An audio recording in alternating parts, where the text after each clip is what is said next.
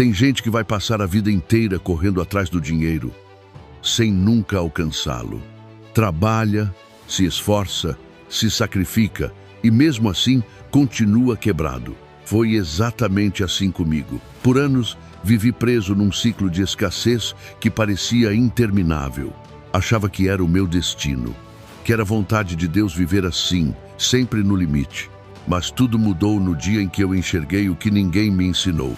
A pobreza não era espiritual, era mental. E o que estava faltando não era dinheiro. Era revelação. Essa revelação veio de um lugar que poucos verdadeiramente se conectam, a Bíblia Sagrada. Foi aí que tudo começou a mudar. Minha mente mudou, minha fé despertou, minha realidade financeira nunca mais foi a mesma.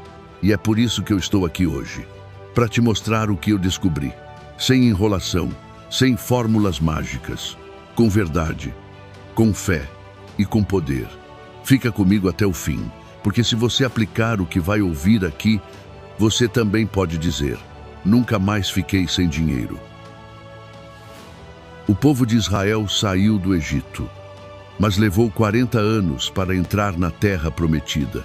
Sabe por quê? Porque o Egito ainda estava dentro deles. A escravidão estava na mente, o medo, a dúvida, a reclamação. Eles tinham saído fisicamente da pobreza, mas ainda pensavam como pobres. Assim somos nós. Muitos querem dinheiro, querem conforto, querem liberdade, mas continuam alimentando pensamentos de escassez, dizendo frases como: dinheiro é difícil, eu não nasci para isso, esse não é o meu destino. A Bíblia diz em Provérbios 23, 7, assim como imagina em sua alma, assim ele é.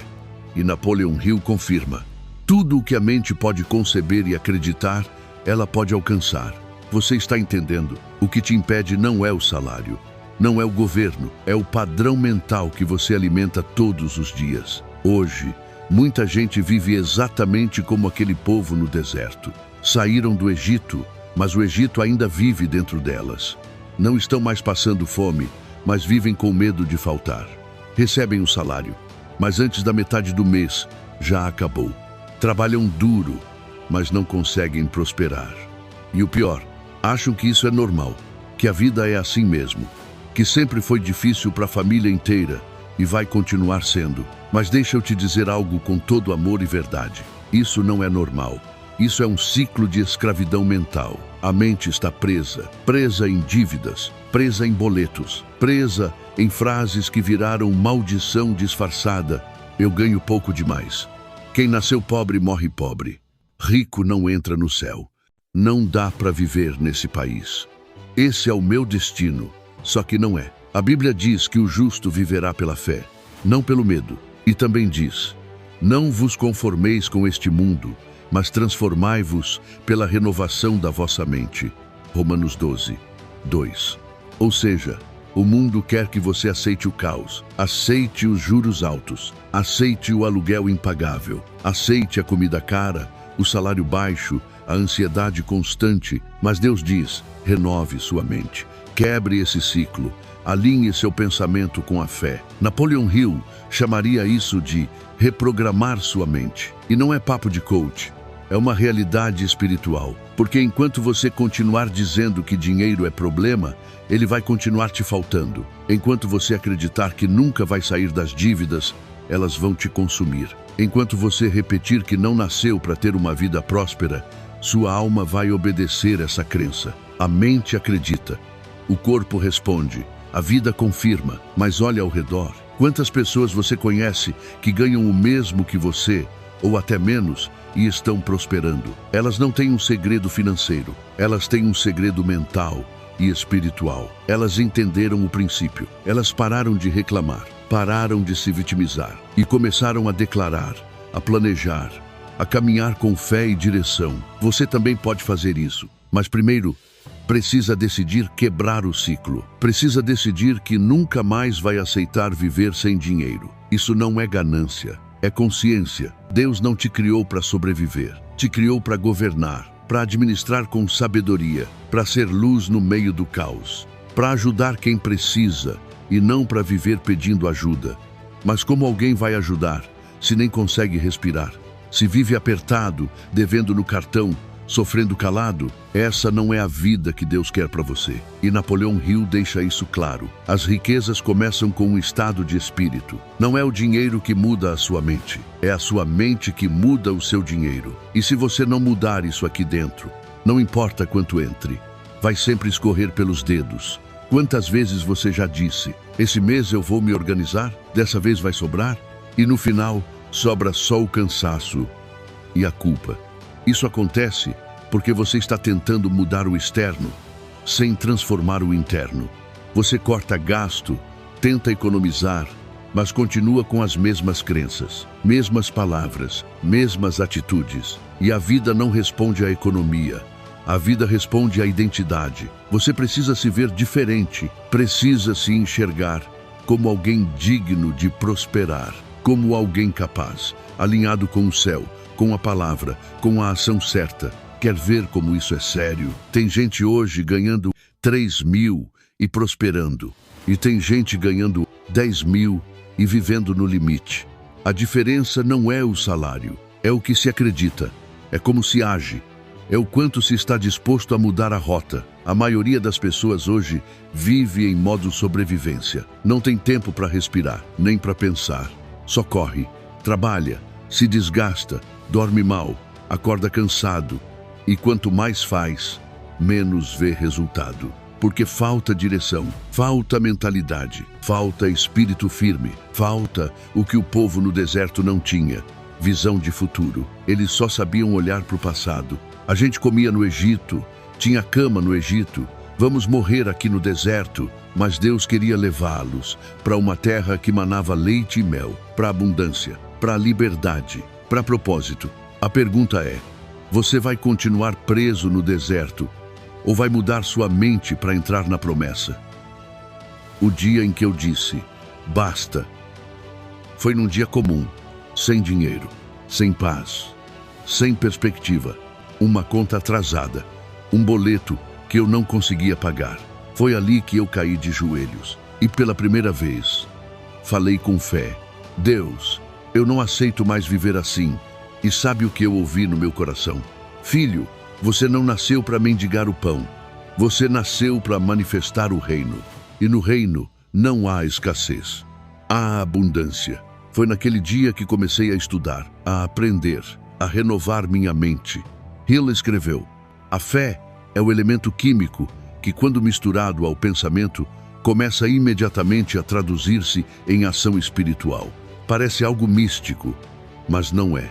É Bíblia pura. Hebreus 11, 1 diz, ora, a fé é o firme fundamento das coisas que se esperam e a prova das coisas que se não veem. Em outras palavras, quando você crê de verdade, você começa a agir diferente. Você para de correr em círculos e começa a caminhar em direção ao que Deus prometeu. Mas aí vem a pergunta que ninguém gosta de ouvir. Como está a sua fé hoje? Você diz que acredita, mas acredita mesmo? Ou apenas repete o que aprendeu na infância? Você diz que tem fé, mas age como quem está sozinho no mundo, porque quem crê, prioriza. Quem crê, organiza o tempo, busca a palavra, ouve a voz de Deus, medita nas promessas. E você, está tendo tempo para isso? Está tendo tempo para Deus? Ou só corre o dia inteiro e quando chega a noite, deita no sofá e diz, Senhor, me ajuda, quer prosperar, quer sair das dívidas, quer mudar de vida, mas tem alimentado sua fé ou só as suas preocupações? Se você passa mais tempo ouvindo notícia ruim, fofoca, reclamação, vídeos negativos, do que ouvindo a palavra, sua fé vai murchar. E quando a fé murcha, a mente entra em desespero. E onde há desespero, não há direção. E onde não há direção, há repetição. Fala que acredita em um Deus que abre portas, mas quando perde o emprego, entra em pânico. Fala que Deus é dono do ouro e da prata, mas vive dizendo que não tem jeito, que não vai conseguir, que tudo está difícil. Isso não é fé. Isso é religiosidade misturada com medo. E você precisa parar hoje e encarar essa verdade com coragem.